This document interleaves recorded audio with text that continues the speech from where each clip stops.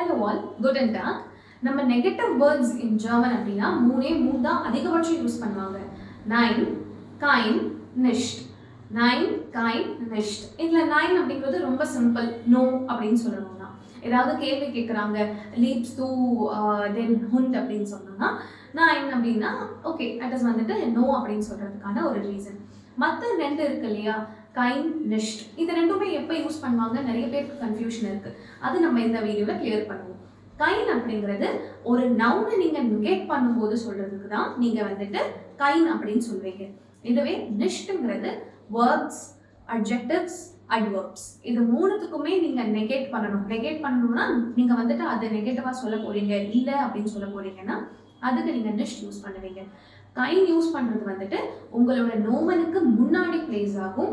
நிஷ்டுங்கிறது உங்களோட வேர்ப்க்கு அப்புறம் பிளேஸ் ஆகிறது தான் நிஷ்ட். danke. இந்த மாதிரி சின்ன சின்ன ஜெர்மன் கான்செப்ட்ஸ் நீங்க தெரிஞ்சுக்கணுமா? அப்ப எங்களோட இன்ஸ்டா பேஜை ரெகுலரா பாருங்க.